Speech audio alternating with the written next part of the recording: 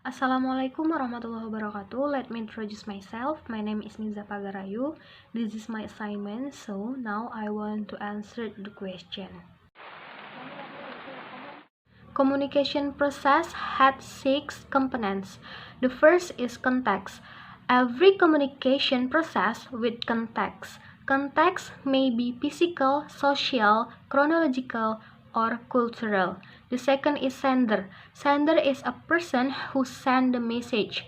It makes use of symbols, words, graphic, or visual aids to convey the message and produce the required response.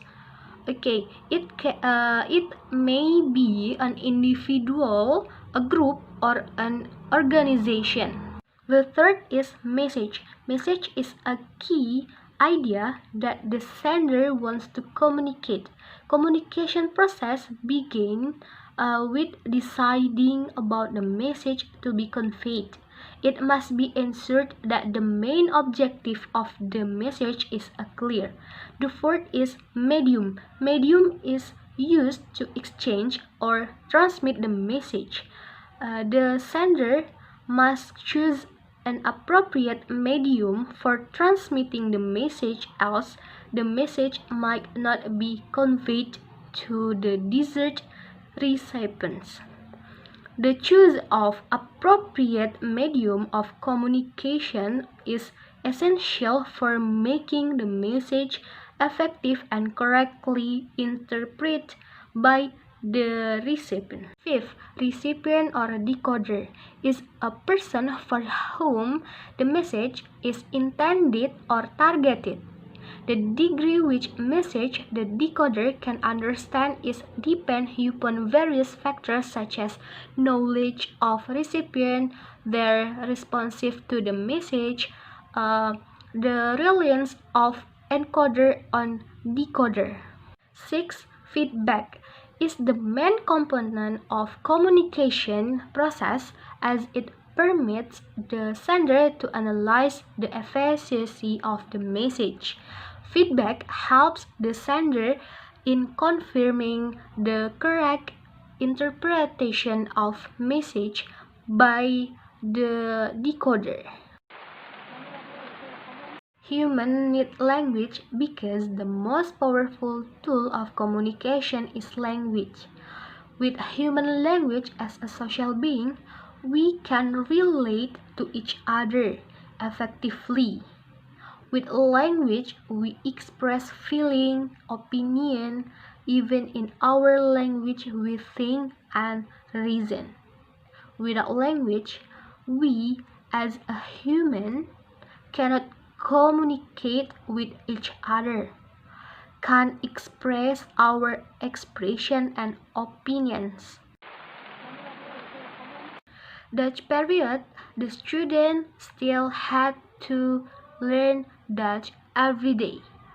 Textbooks and supplementary readings were plentiful, so they could improve their English fast by reading a number of books.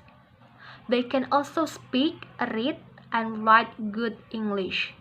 Japan's period, Dutch and English were totally banned, and all books in this language had to be burned. The education system was radically changed. Japan's was taught intensively as it was designed to become the second language of Indonesia.